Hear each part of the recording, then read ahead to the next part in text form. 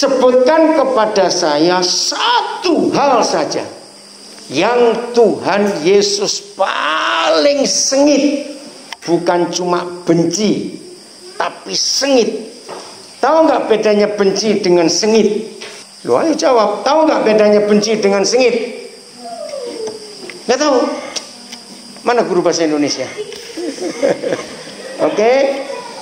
Benci, ya sudah kita semua tahu. Kalau sengit itu neneknya benci. Apa itu sengit? Nah, nenek benci. Oke, dengar. Apa yang Tuhan Yesus paling sengit terhadap orang-orang yang percaya atau manusia secara umum? Coba. Kesombongan, salah. Munafik. Kekhawatiran, bukan. Yang paling sengit itu kemunafikan. Sombong itu ditentang. Khawatir itu menghina Tuhan. Coba bedakan. Yakobus 4 ayat 7 jelas, Tuhan menentang orang yang congkak. Khawatir itu menghina Tuhan, karena menganggap Tuhan tidak berdaya, menganggap Tuhan bodoh. Tapi yang paling sengit dia pada orang munafik. Saudara baca baik-baik 4 Injil, bagaimana Tuhan Yesus betul-betul berurusan dengan orang-orang munafik itu sangat sengit. Kalau saudara ingin tahu bukti, nanti baca di rumah Matius 23. Cari di situ setiap kalimat yang Tuhan Yesus ucapkan selalu didahului dengan kata celakalah kamu, celakalah kamu. Kepada orang berdosa dia masih bisa berkumpul. Coba baca Lukas 15 ayat 1. Siapa yang rajin datang kepada Yesus? Lukas 15 ayat 1. Ayo baca rame-rame. 1, 2, 3. Para pemungut cukai dan orang-orang berdosa biasanya datang kepada Yesus untuk mendengarkan Dia. Nah, keluarkan kata biasanya. Itu artinya apa? Sering, selalu, terus-menerus. Siapa yang sering, selalu, terus-menerus datang kepada Yesus? Para pemungut cukai dan orang berdosa. Jadi orang berdosa, pemungut cukai masih bisa jumpa Tuhan Yesus, tapi orang munafik tidak. Mengerikan sekali. Dengarkan ini saudara. Apa yang menyebabkan seseorang disebut munafik? Perhatikan. Apa yang menjadi sebab seseorang itu disebut munafik? Lain bibir, lain perbuatan. Salah. Lain di hati, lain di mulut. Bukan. Apa penyebab orang disebut munafik? Mengapa seseorang disebut munafik? Mau dihargai? Bukan. Supaya selalu benar? Bukan. Pura-pura? Bukan. Nggak mau disalahkan. Hampir sama tadi Ero ngomong. Dengarkan. Orang munafik itu begini. Tidak bisa jumpa Tuhan, tapi pura-pura jumpa Tuhan. Saya ulangi. Nggak bisa jumpa Tuhan, tapi dalam pelayanan kelihatan hebat sekali. Padahal dia nggak bisa jumpa Tuhan. Saudara, ini perkara serius. Berikan saya satu ayat. Hanya ada satu penyebab seorang yang mengaku anak Tuhan, seorang yang mengaku murid Yesus, itu nggak pernah bisa jumpa Tuhan. Alkitab menulis hanya ada satu penyebab. Ayatnya di mana? Ayo. Ini penting sekali, saudara. Ayatnya di mana? Satu ayat dan satu penyebab mengapa kita nggak bisa jumpa Tuhan. Ayat itu menulis ngelihat saja nggak bisa. Nah, kalau melihat Tuhan nggak bisa, jumpa bisa atau tidak? Tidak bisa. Nah, di mana ayatnya? Ayo, Ibrani 12 ayat 14. Ayo kita baca. Ibrani 12 ayat 14.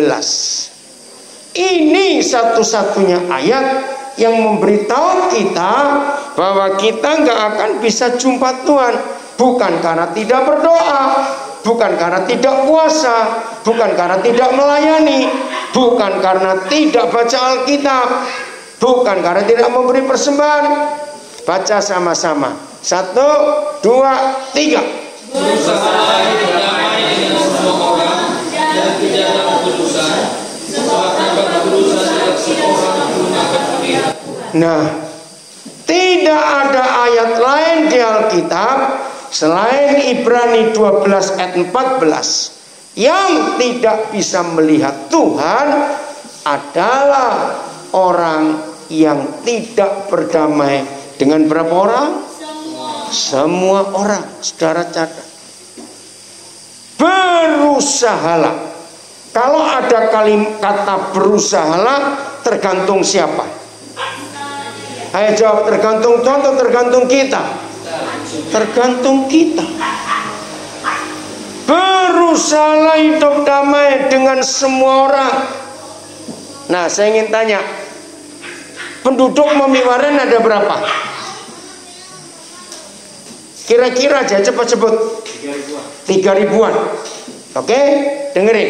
Menurut ayat ini, saudara tidak bisa berkata begini, Tuhan, aku sudah berdamai dengan yang 2.999. Tinggal yang satu ini Tuhan, aku nggak bisa berdamai. Berarti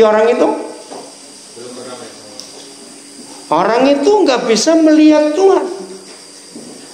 Saudara, ini perkara serius dalam hidup kita. Tidak berdamai, pasti orang itu nggak bisa melihat Tuhan. Maka itu tadi kita tahu, kalau nggak bisa melihat Tuhan, bisa bertemu tidak?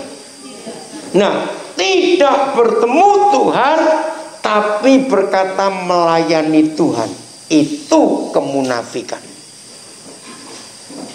Saya ulangi, disebut munafik itu karena nggak bisa bertemu Tuhan tapi melayani Tuhan, itu munafik.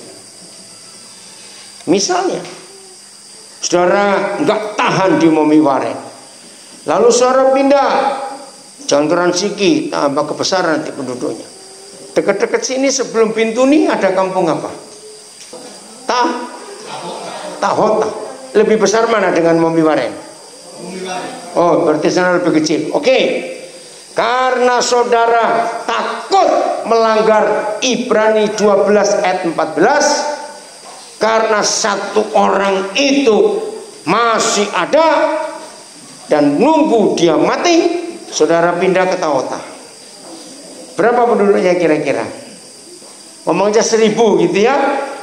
Nah, kalau saudara belum berdamai dengan satu orang di Momiwaren, lalu pindah ke kampung lain, misalnya saudara sudah bisa berdamai dengan seluruh penduduk Tahota itu, di mata Tuhan saudara masih punya musuh tidak? Masih. Di mana? Momiwaren. Saudara jangan anggap enteng. Satu-satunya ayat yang memberitahu kita kenapa kita disebut anak-anak Tuhan, itu cuma ada satu ayat di Alkitab. Disebut anak-anak Tuhan bukan karena tidak berdoa, bukan karena tidak bawa Alkitab, bukan karena tidak ibadah. Buka ayatnya. Matius 5 ayat 9. Perhatikan. Ayo baca sama-sama. Inilah satu-satunya ayat dalam seluruh Alkitab yang memberitahu kita mengapa, kapan, kok bisa, bagaimana manusia berdosa, manusia bajingan seperti kita bisa disebut anak-anak Tuhan hanya karena satu hal. Udah dapat Matius 5:9? 1, 2, 3.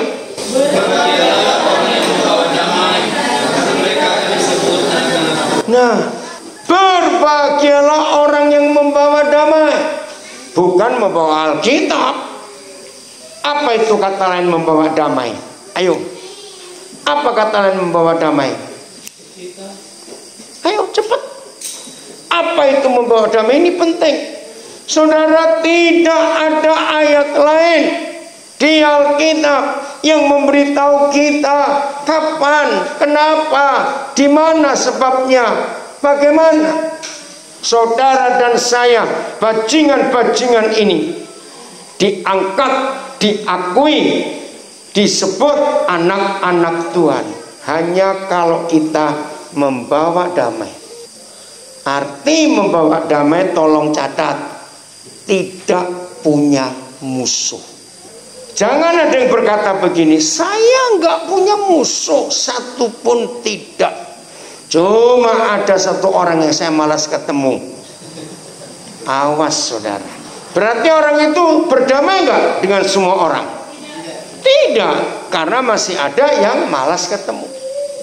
Saya turunkan lagi, jengkel, jengkel saya katakan.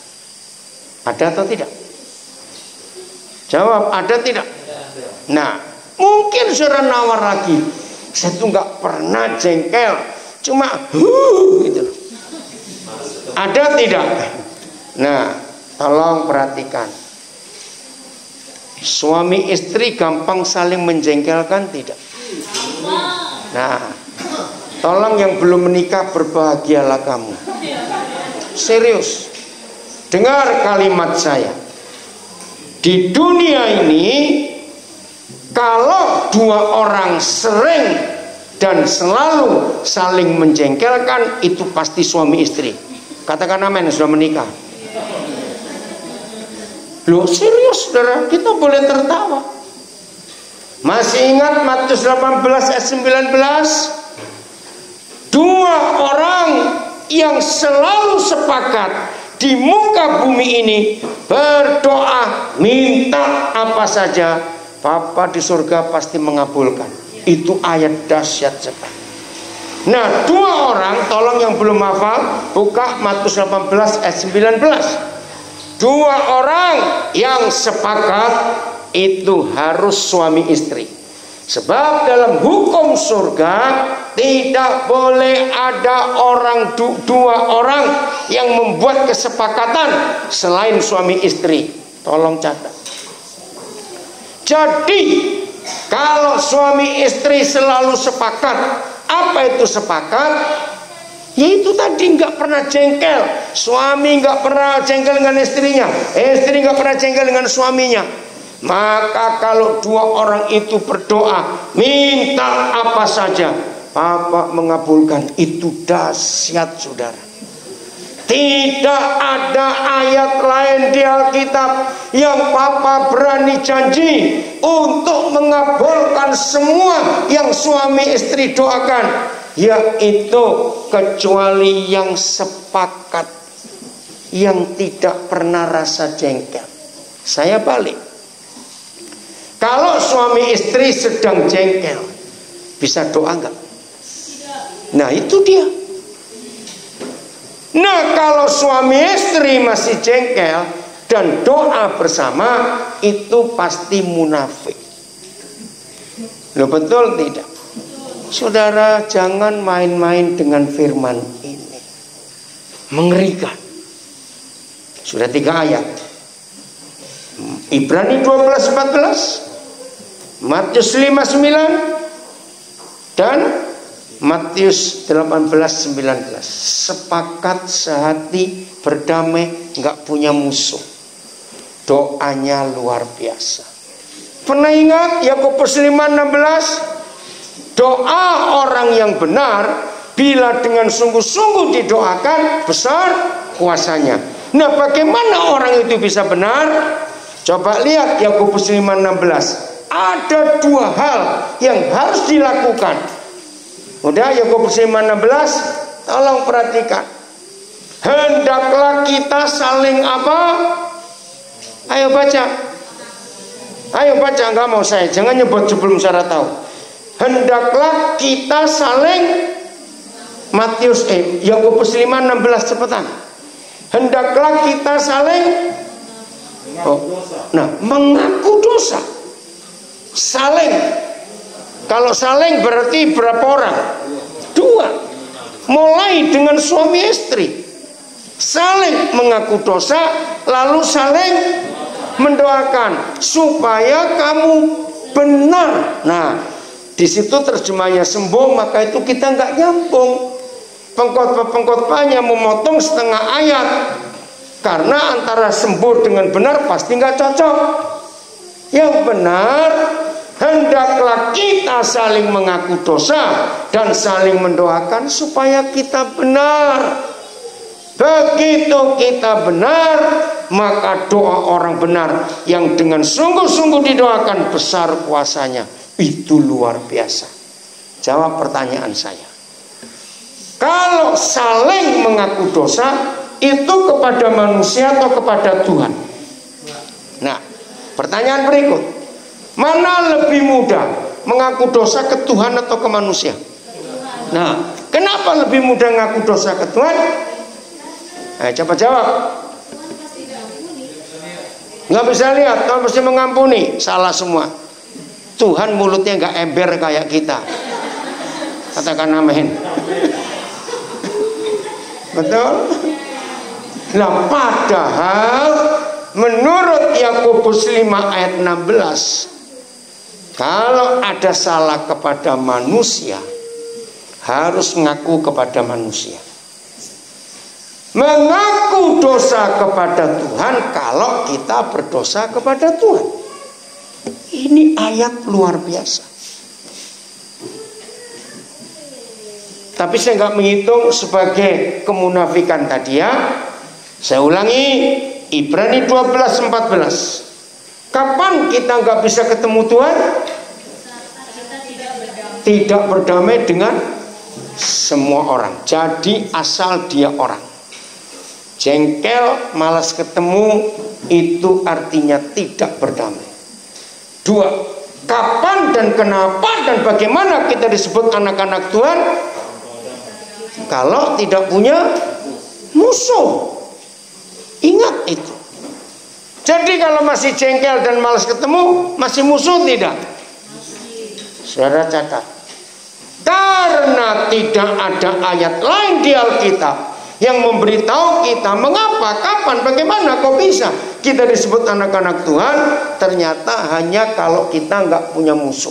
Karena setan tahu ayat itu, maka satu-satunya cara setan untuk menggugurkan status kita sebagai anak-anak Tuhan.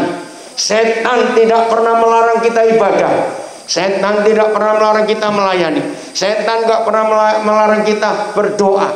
Setan gak pernah melarang kita baca Alkitab.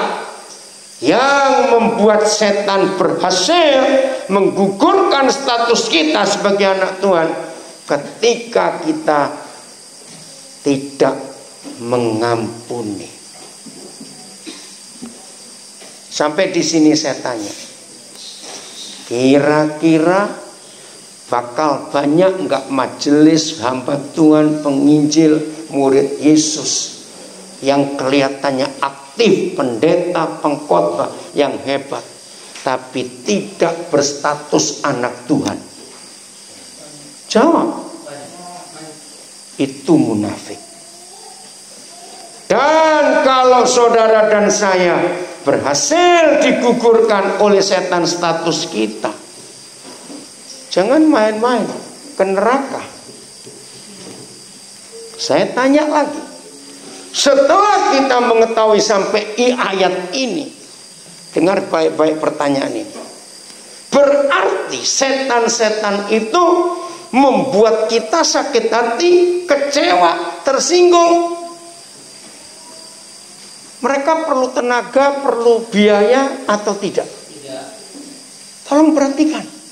Ternyata tidak perlu biaya, nggak perlu bergumul. Maka itu tadi saya tanya, apa masalah yang paling besar saudara hadapi? Ranking 1 itu emosi. Ada berapa banyak ini? 1, 2, 3. Paling banyak pokoknya nomor 1 emosi. Nomor 2 itu keuangan. Nomor 3 khawatir. Nomor 4 masalah keluarga. Nah, coba lihat masalah nomor 4, keluarga. Ayo, kalau menyebut masalah keluarga itu masalah apa?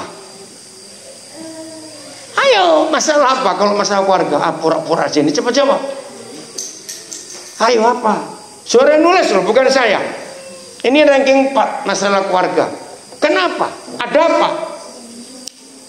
Ayo jawab cepat. Berdosa loh, pura-pura malah berdosa loh. Ini gak mau jujur. Bukan komunikasi. Itu salah satu penyebab, tapi hasilnya. Kalau saudara menulis ranking 4 itu masalah keluarga, nomor 1 masalah emosi, berarti pertengkaran suami istri. Betul tidak? Saudara tolong perhatikan. Ternyata setan tidak perlu tenaga, nggak perlu bayar untuk merusak hubungan kita dengan Bapa di surga. Setan sangat berhasil. Katakan amin, kok usah ragu-ragu. Memang mereka berhasil. Maka itu nomor 1 emosi. Oke. Ayat ke-4 ya sudah. Ibrani 12 ayat 14, Matius 5 ayat 9, Matius 18 ayat 19. Sekarang yang keempat, Yakobus 4, Yakobus 5 enggak saya masukkan dalam daftar ini, tambahan. Yang keempat, 1 Yohanes 3 16. Maaf, 15. 1 Yohanes 3 15. Ayo cepat karena waktu. 1 Yohanes 3 16. Wih, ngeri sekali saudara. 15. Terima kasih. Mudah kita baca. 1, 2, 3. Setiap orang yang membenci saudaranya adalah seorang pembunuh manusia. Terus? Dan kamu tahu bahwa tidak ada seorang pembunuh yang memiliki hidup yang kekal di dalam dirinya. Saudara, hebat firman Tuhan ini. Ternyata membunuh manusia itu tidak perlu menghilangkan nyawa orang. Ini KUHS. Saya tidak hafal KUHP. Yang hafal KUHP itu polisi, jaksa, hakim, pengacara. Ya, kalau ada saudara guru hafal KUHP, hebat. Ada yang hafal nggak KUHP? Kitab Undang-Undang Hukum Perkara Pidana atau Perdata. Saya nggak hafal sama sekali. Saya hafal KUHS, Kitab Undang-Undang Hukum Surga. Betul? Percaya nggak saya hafal KUHS? Nah, ini dia. KUHS ternyata membunuh manusia tidak perlu menghilangkan nyawa orang itu. Cukup dengan, baca, cukup dengan membenci. Ingat adiknya benci apa tadi? Adiknya jengkel. Neneknya sengit tadi itu. Nah, ayo jujur. Di ruangan ini termasuk yang dengar di rumah, banyak pembunuh-pembunuh belum ketangkap nggak di sini? Ayo jawab cepat. Ayo, ini loh. Kemunafikan yang super munafik. Wih, ada yang super munafik. Tolong catat. Ya, saya menemukan super munafik munafik adalah orang yang hafal ayat tapi tidak melakukan. Katakan amin. Itu super munafik. Tahu firman, hafal, tapi tidak melakukan. Saudara, jangan main-main. Oke, saya tanya lagi. Berarti di dalam gereja banyak pembunuh manusia tidak? Lo jawab. Nggak usah di gereja, ternyata di rumah kita juga banyak pembunuh. Maka itu masalah ranking 1 adalah apa ini? Emosi. Nah, ternyata ketahuan. Tadi dalam perjalanan dari kota Manokwari ke sini, Roh Kudus ingatkan nanti sebelum kamu ngajar Daniel, suruh masing-masing menulis apa sih masalah-masalah yang terakhir-terakhir kita hadapi. Nanti saya akan coba bahas semuanya. Ada berapa sampai berapa tadi ini? 7, 5. Oh, jumlahnya ya. Oke, ada sekian, nanti saya akan bacakan. Nah, sekarang begini. Buatlah keputusan mulai hari ini, semua kita layak dan pantas disebut anak-anak Tuhan. Karena ayo, bukan, ya berdamai. Kata lain, tidak punya musuh. Berkat Tuhan akan turun. Kalau kalian kebiak, dan kalau kalian tahu bahwa kalian itu dari tim pesat, percayalah, orang-orang di Biak-Biak itu kota kecil, Nabire jauh lebih besar. Tahu apa yang Papi pernah alami di Biak? Ya, cerita supaya tahu. Begitu pula kalau ke Serui. Kira-kira tahun 97. Papi beli rumah dan itu sekretariat pesat di Biak Sarang Jalan Dolok nomor 27A. Nah, yang jual itu kenal baik. Nah, kesalahan Papi sudah balik nama, ya, akta jual, sudah punya akta jual beli, cuma belum balik nama. Dan itu Papi gantung sampai hampir 10 tahun karena sibuk. Dan pikir sudah apa akta jual beli kan gampang. Begitu. Tiba-tiba suatu hari Bapak Camat Kota Biak, waktu itu Bapak Yohanes Sopakwa, dihambat Tuhan juga, nelpon, Pak Daniel, seingat saya Bapak kan gak jual rumah itu. Lu memang tidak. Lu kenapa? Ini ada orang, ini hambat Tuhan juga, pimpinan Bank Danamon Biak waktu itu. Saya telepon, loh, ya, seorang wanita, saya sebut namanya. Loh, ibu kan tahu, ibu pernah khotbah di rumah itu. Iya Pak Daniel. Cuma pemilik pertama bilang Pak Daniel nggak jadi beli. Coba bayangin. Terus, ya saya beli. Saudara dengarkan ini. Nah, Bapak Camat bilang ini perkara berat pidana. Walaupun memang Pak Pendeta salah, belum balik nama, tapi akta jual beli sudah ada, sudah kwitansi, sudah lunas. Saudara, saya nggak mau ribut, betul-betul, maka itu gempar kisah ini. Daripada ribut-ribut, karena saya takut saya nggak mau disebut bukan anak Tuhan. Nah, yang sudah beli minta duit kembali, nggak dikasih, sudah dipakai. Ya, saya nggak mau ribut. Apa yang saya buat? Saya beli lagi rumah saya sendiri.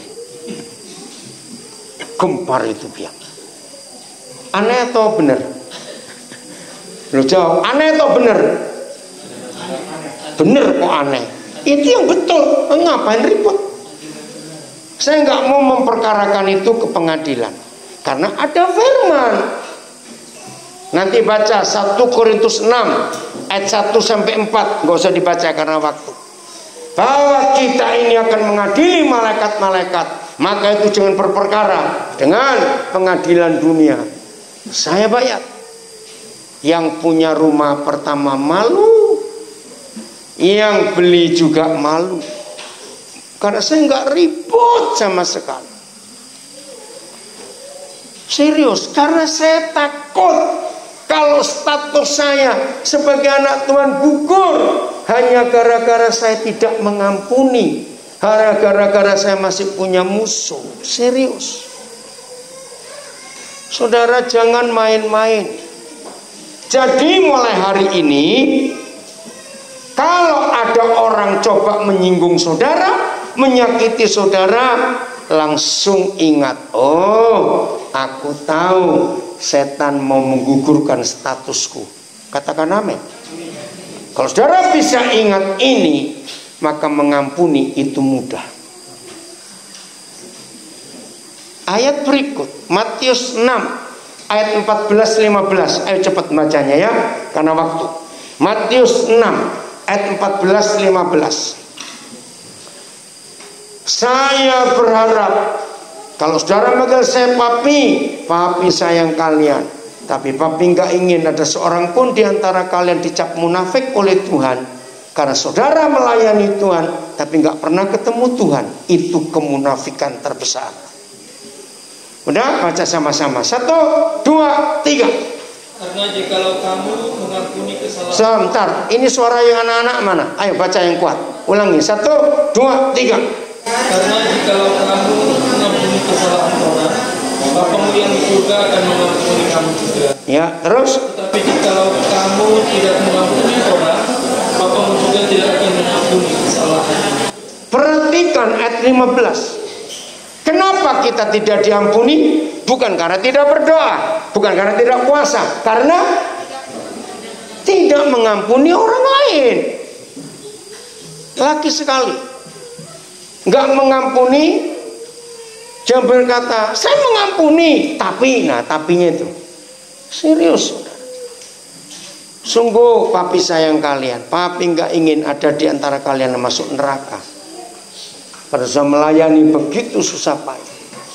Nah, sampai bagian ini saya tanya kepada kalian semua, berarti gampang sekali atau sulit sekali setan membuat status kita bukan anak Tuhan? Coba jawab.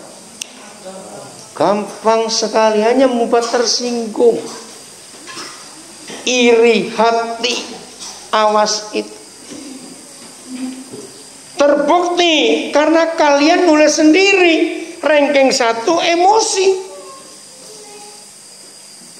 Saya lanjutkan. 1 Korintus 6 ayat 7. Nah, papi berharap pada kalian semua. Saya berharap bagi yang mendengar di rumah juga. Mulai hari ini 8 Januari 2021, semua saudara hidup damai dengan semua orang. Tapi kalau tetap ada yang nggak bisa, maafkan. Saya pun nggak bisa menjamin di hadapan Tuhan, karena ini urusan pribadi masing-masing. Mudah baca 1 Korintus 6 ayat 7. 1, 2, 3. Adakah saudara? Ulang, belum. Ayo yang lain baca suaranya anak-anak. 1, 2, 3. Adanya saja perkara di antara kamu, seorang dengan yang lain sudah merupakan kekalahan bagi kamu. Stop dulu, sampai ini dulu. Firman ini saya pegang sejak tahun 70-an. Perhatikan, firman ini 1 Korintus 6 ayat 7 saya pegang sejak tahun 70-an. Maka itu tahun ini saya akan mensyukuri 49 tahun saya menjadi hamba Tuhan. Nanti Agustus tahun ini. Lama atau sebentar? 49 tahun. Dan ini yang paling saya jaga. Maka itu orang memfitnah, orang menuduh, orang menyalahkan, orang menipu, dan lain-lain lagi, saya tetap berurusan. Kalau saya punya perkara dengan seseorang, yang kalah siapa? Baca, yang kalah siapa? Adanya saja perkara di antara kamu seorang terhadap yang lain sudah merupakan kekalahan. Saya tanya begini, mungkin atau tidak, selama kita hidup kita akan tidak punya masalah? Jawab, mungkin tidak. Nah, kalau saudara sadar selama hidup tidak mungkin tidak punya masalah, seharusnya kalau ada masalah yang datang, kita harus buat apa? Seharusnya, ayo langsung selesaikan. Rugi, kalah. Kenapa saya ingatkan ini? Saudara boleh tanya kepada banyak orang. Di antara kalangan hamba-hamba Tuhan, di antara banyak orang juga, puji Tuhan kalau mereka kenal saya.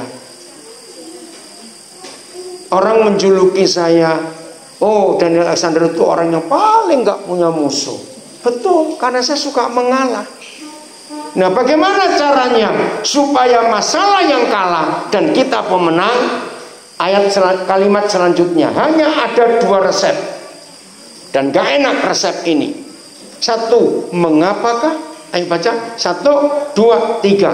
Mengapa kamu tidak lebih suka menderita ketidakadilan? Nomor 2, mengapa kamu tidak lebih suka menderita? nah, saya balik.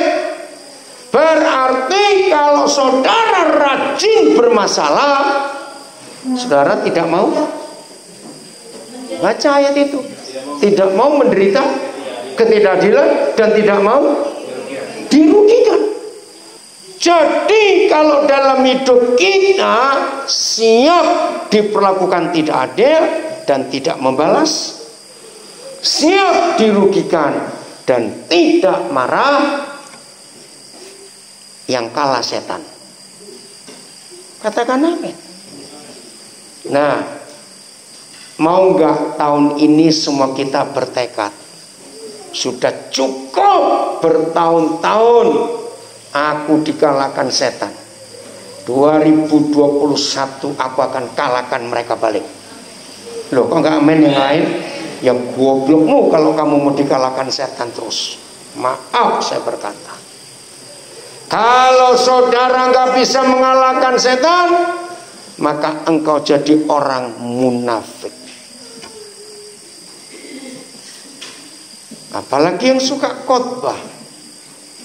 Saudara, firman ini jangan dibuat main-main. Sulit memang, tapi latihlah diri.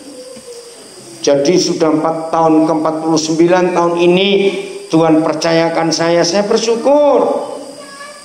Nah,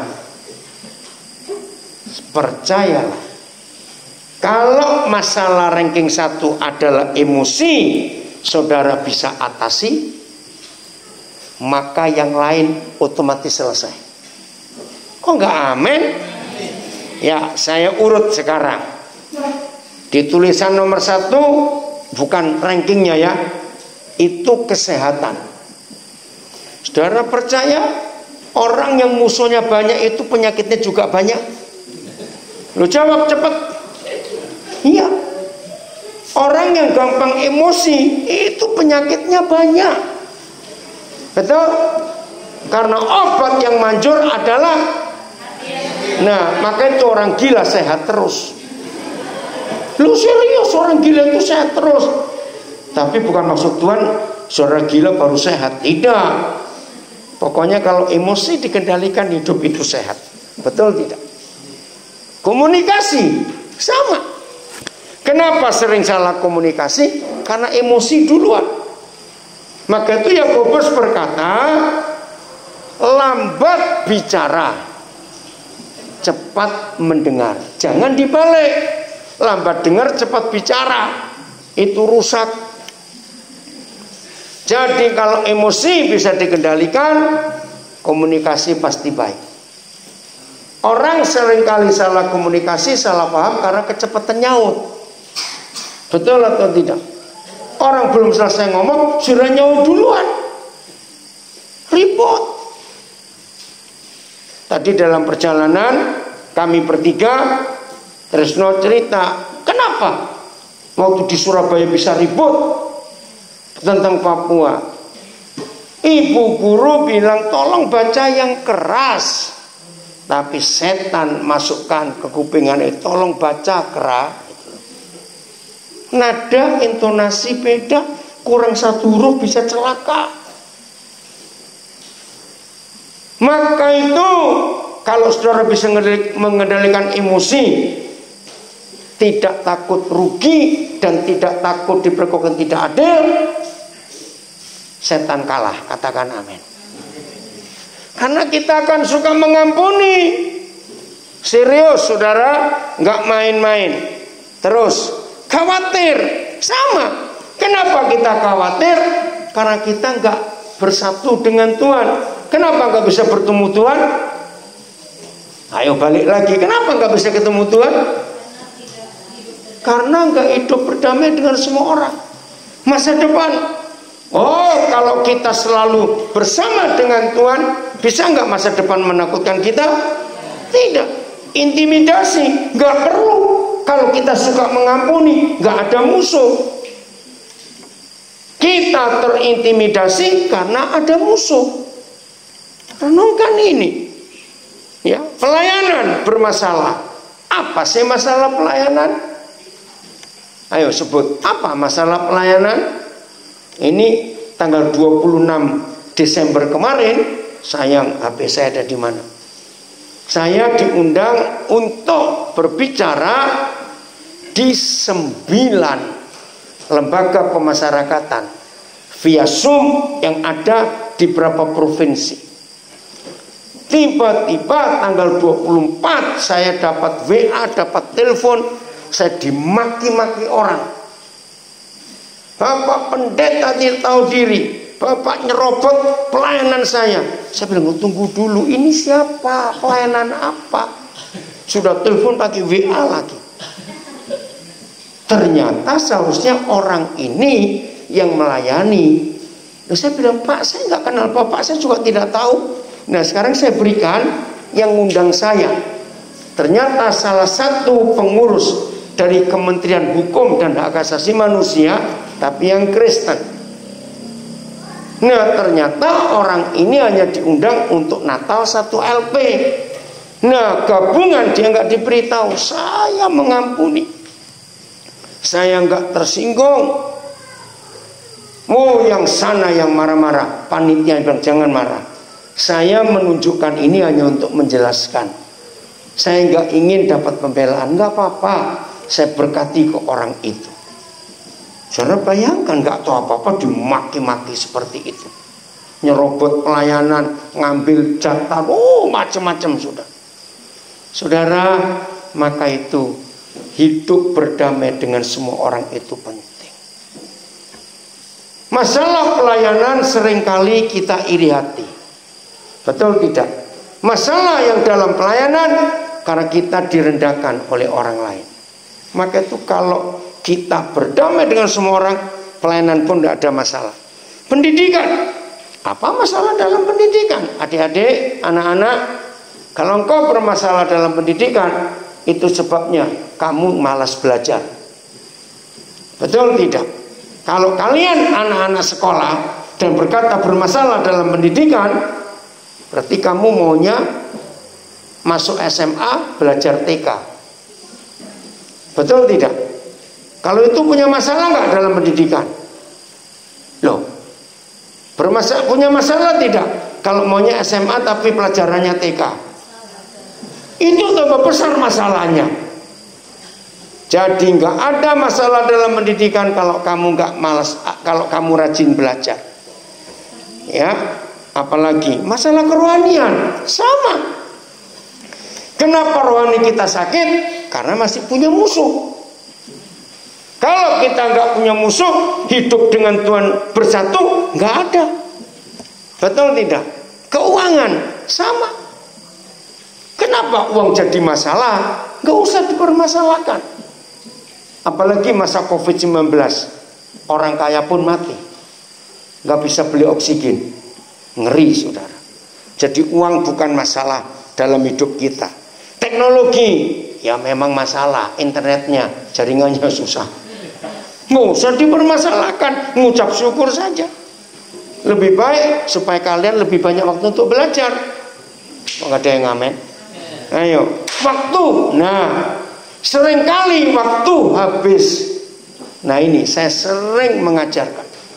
Satu-satunya waktu yang paling habis kita pakai itu ngurusin kata-kata orang. Betul atau salah? Saya tanya, cepat jawab. Kita kehabisan waktu hanya karena gara-gara mengatasi, membereskan kata-kata orang. Betul? Buang waktu. Pekerjaan sama. Nggak akan ada masalah dalam pekerjaan kalau kita nggak tersinggung, kita nggak emosi, kita tidak kita suka berdamai, nggak ada masalah. Nah, semuanya sudah selesai. Saudara nulis sendiri tadi.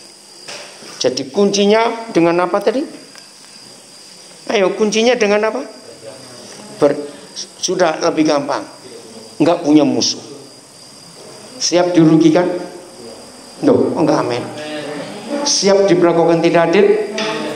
Jangan lapor polisi, senyum saja, ajak orang itu makan, saudara yang bayar. Oh enggak, amin. Harus begitu. Serius saudara, kita sambil tertawa sedih. Kalau saudara rajin bertengkar, Tuhan sedih. Suami istri rajin bertengkar, Tuhan sedih. Anak-anak di asrama, jaga hati kalian. Bagian terakhir, ini perkara serius. Jangan dianggap enteng. Maka itu tadi waktu nyanyi apa satu sama lain tadi apa? Nah, rukun cinta satu sama lain. Nah, kalau saudara nyanyi itu dan masih punya musuh, malaikat yang dengar nyautin pret. Loh, betul tidak? Loh, betul tidak? Kenapa malaikat nyautin pret? Munafik. Rukun cinta satu sama lain, musuhmu masih banyak begitu kok. Bertobat. Dan itu buktinya, nyanyi pinter, ayat hafal, tapi gobloknya minta ampun. Saya berkata betul atau salah? Bertobat. Banyak lagu-lagu yang dari firman Tuhan kita nyanyikan, tapi kita munafik juga. Tidak melakukan. Ajariku mengerti hatimu, tapi nggak ngerti-ngerti. Apa itu hati Tuhan? Mengampuni, mengampuni. Oh saudara, jangan main-main dengan tidak berdamai. Ini masalah besar. Belajarlah takut akan Tuhan dengan hukum kemunafikan ini. Anggap serius kalau kita masih tersinggung, masih iri hati, hal-hal kecil jaga. Oke, saya akan tekankan masalah komunikasi. Yang belajar fisika tahu, dan semua kita juga tahu. Suara kita bisa sampai ke orang lain. Itu sarananya apa? Iya, sarananya udara. Maka itu astronot di ruang angkasa mau teriak sekencang apa dengan orang yang ada setengah meter di samping dia, dengar nggak yang di situ? Tidak, karena hampa udara. Saya lupa tahun 70 berapa ya Tuhan ngajari saya ini. Masih ingat Efesus 6, iblis itu penguasa apa? Ya, penghulu udara. Tolong carikan ayatnya. Saya lupa, nanti saya akan tunjukkan supaya saudara yang nggak tahu jadi tahu. Efesus 6, kalau nggak salah 10 atau 11. Dengar ya. Nah, karena suara kita akan sampai ke saudara, ke orang lain, itu sarananya udara, dan udara itu dikuasai siapa? Jawab, udara dikuasai siapa? Cepat. Roh jahat. Efesus 6 ayat berapa? 12. Ayo baca. Efesus 6 ayat 12. Semuanya cepat. Ini penting supaya kita nggak dibodohi lagi oleh iblis. 1, 2, 3. Karena kita bukanlah melawan daging, tetapi melawan pemerintah, melawan masa-masa, melawan penduduk dunia yang gelap ini, melawan roh jahat di udara. Melawan roh-roh jahat di udara. Saudara dengar hari ini. Kalau saudara nggak mau pinter, terserah. Percaya tidak? Kalau kita mengucapkan kata A, begitu sebelum sampai ke orang yang mendengar, dan kata A melewati daerah kekuasaan si jahat, bisa nggak iblis jadikan set sampai ke kuping orang itu? Sangat bisa, karena itu wilayah mereka. Nah, sejak tahun 78 kurang lebih, setelah Roh Kudus beri saya hikmat untuk mengerti ini, saya tidak pernah ngurusin orang salah bicara. Saudara pasti punya pengalaman. Dulu saya punya pengalaman. Nah, orang itu bicara benar, cuma nggak ada rekamannya. Dia ngotot nggak kalau kita salahkan dia ngomong apa? Ngotot. Aku nggak berkata begitu, tapi yang terima aku dengar. Aku belum tuli, kan seringkali ribut begitu. Hari ini kenali ayat ini. Tiap kali ada salah bicara, salah dengar, salah paham, siapa yang buat? Ayo, siapa yang buat? Cepat jawab. Roh jahat. Bisa nggak orang salah kirim SMS? Sangat bisa. Maka itu jangan ditanggapi. Ampuni, selesai. Karena area udara ini di bawah kekuasaan si setan. Kira-kira kalau kita hari ini mengambil keputusan tidak ingin punya perkara dengan siapa saja, bisa atau tidak? Loh, saya tanya, bisa atau tidak? Bisa. Suami istri dengar baik-baik. Ada tidak suami istri rajin bertengkar? Loh, saya tanya, ada nggak? Hei, jawab yang sudah menikah, ada tidak? Ada. Salah, banyak. Kok ada, enak saja. Betul? Banyak. Ya ini tadi. Ternyata kalau saudara dan saya tidak pernah menang di dalam rumah, pasti kita akan kalah di luar rumah. Betul atau salah kalimat ini? Loh, saya tanya, betul atau salah? Kalau kita nggak pernah menang di dalam rumah, sering salah paham suami istri, sering tersinggung, sering jengkel, maka di luar rumah pun akan gampang tersinggung, gampang jengkel, gampang salah paham. Karena di rumah sudah begitu. Tapi kalau kita di rumah penuh damai, tidak jengkel, tidak tersinggung, aduh, luar biasa. Setan yang bisa diganggu orang mati atau orang hidup. Nah, baca kalimat Kolose 3 ayat 3, kalimat pertama saja. Mudah-mudahan ini ayat yang terakhir. Kolose 3 ayat 3 kalimat pertama. Kata kamu ganti nama kita masing-masing. Ada? Adik-adik, anak-anak asrama baca. Sudah? 1, 2, 3. Sebab Daniel Alexander telah mati. Sudah, kalimat pertama. Kok saudara bingung baca? Baca sendiri. Nama saudara masukkan. 1, 2, 3 sebab. Mana namanya? Saudara pura-pura aja nih. Orang-orang munafik di sini ngomong-ngomong. Ulangi. 1, 2, 3 sebab. Mati atau setengah mati? Nah itu. Apa tandanya mati? Cuma satu tandanya orang mati. Tidak bisa tersinggung. Maka itu begini, ini ilustrasinya. Saudara lagi berdiri di satu tempat.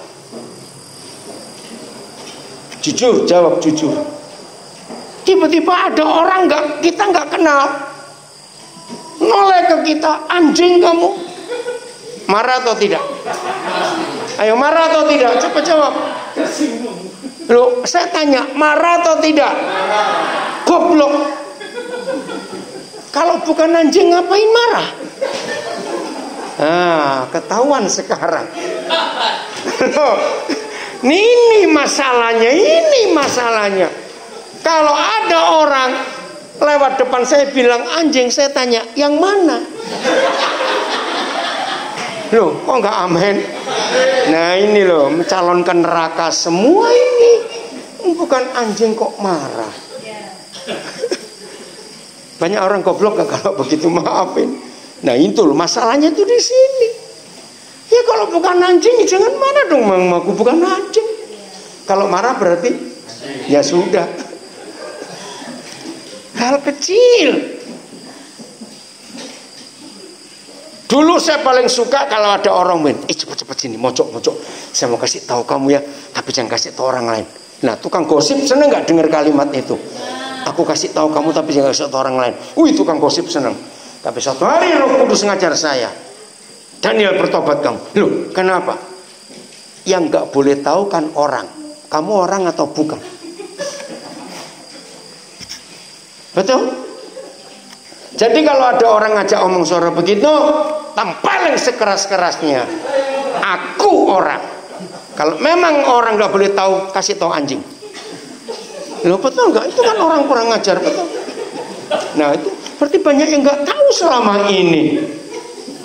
Maka itu orang-orang itu calon neraka.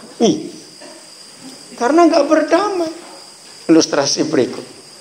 Suatu hari saudara mau mengelayat, ya. Ada teman meninggal, orang tuanya meninggal. Nah kebetulan peti jenazah belum ditutup. Tapi hari itu ada teman saudara yang harus bersama-sama. Nah padahal dia nggak kenal, keluarga yang meninggal siapa nggak kenal. Tapi karena lagi barengan, ya mau nggak mau ikut.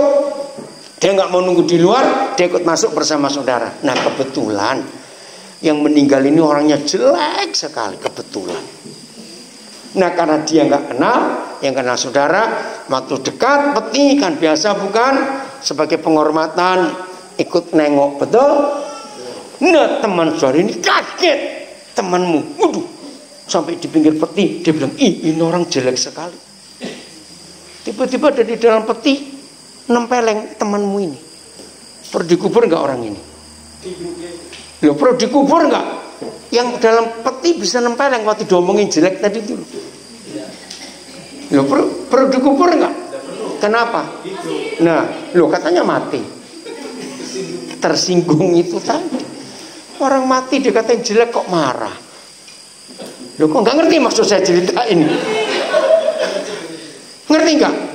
Kenapa? Jadi kalau saudara masih bisa tersinggung, melanggar Kolose 3 ayat 3. Padahal kita sudah, ya sudah mati kok bisa tersinggung, ngawur aja. Saudara tolong catat. Ini firman sangat dasar, tapi seringkali gereja lupa. Banyak yang gagal nggak kalau kita sudah belajar firman ini tadi? Sangat banyak. Renungkan firman ini. Catat ayat-ayatnya. Ulangi lagi. Maka itu siapa di antara kita dalam komunitas termasuk ikut mendengar di rumah yang belum berdamai masih punya musuh. Hari ini renungkan. Saya tanya lagi, untuk menggugurkan status kita sebagai anak-anak Tuhan, iblis perlu tenaga dan perlu biaya tidak? Sama sekali tidak. Sangat gampang. 2 ayat terakhir. Sering nggak orang yang sibuk melayani tapi sulit merasakan kebaikan Tuhan? Nah, ini ayatnya. Mazmur 73 ayat 1. Cepat. Mazmur 73 ayat 1. Ternyata Tuhan tidak bisa baik pada semua orang. Tidak. Papanya baik kepada orang tertentu yang punya satu kriteria. Baca sama-sama. 1, 2, 3. Sesungguhnya, ayo baca. Ulang-ulang. Mana suaranya? Cepat suara. 1, 2, 3. Sesungguhnya Tuhan itu baik kepada mereka yang tulus hatinya dan bersih hatinya. Maka itu mulai hari ini yang merasa ini loh tadi, kesehatan terganggu, keuangan terganggu, emosi terganggu, apalagi intimidasi, masa depan, pelayanan kacau, hidup rohani sakit-sakitan, keluarganya berantakan, waktunya habis, pekerjaan gak berhasil. Sebabnya penyebabnya hanya masih punya musuh. Berdamai dengan semua orang, tidurnya nyenyak, makannya enak. Oh enggak, amin. Lambung aman, enggak sering asam lambung. Awas yang sering asam lambung bertobat. Jantung tekanannya, waduh, kayak motor rusak, terus gitu. Cepat mati itu, lihat aja. Betul? Maka itu corona ini sembuh, nggak ada obatnya sampai hari ini. Hanya hati yang gembira, penuh sukacita kalau nggak ada musuh. Ayat terakhir, Amsal 4:23. Papa tidak minta satu, nggak minta 2, 3 hal. Hanya satu yang Papa minta untuk kita jaga dengan serius. Amsal 4:23. Ya, 1, 2, 3. Jagalah hatiku dengan segala kewaspadaan, karena dari dalamnya terpancar kehidupan. Apa lawan kehidupan? Nah, kalau saudara tidak jaga hati, gampang diracuni iblis, tersinggung, jengkel, malas ketemu, hatimu kotor, maka yang keluar kematian. Ingat, orang rumah yang pertama kena racun hati yang kotor. Kalau orang rumah keracunan, maka keluar rumah kita membawa racun juga. Saudara, jaga hati. Renungkan dan ambil keputusan, aku harus berdamai dengan siapa saja. Mulai dari rumah dan dari komunitas kita. Sungguh ya, tolong. Papi sayang kalian semua. Papi nggak berharap ada satu pun masuk neraka. Tapi papi nggak bisa jamin di hadapan Tuhan, itu keputusan masing-masing. Saudara-saudara, ayo berdamai. Tidak ada musuh dalam hidup ini. Mau melakukan? Ya harus. Kalau tidak, celakalah kita. Jadi inilah pesan Tuhan untuk tahun baru. Supaya sepanjang tahun ini, sepanjang hidup kita, nggak ada musuh sama sekali. Kalau ada orang menyakiti, kita dirugikan, kita buat apa? Ampuni, ajak makan, berdamai. Hidup itu tenang, hidup itu luar biasa. Pelayanan berkenan kepada Tuhan. Kita nggak munafik. Apa tadi super munafik? Tahu firman, hafal tapi tidak melakukan. Catat itu. Tuhan memberkati kita semuanya.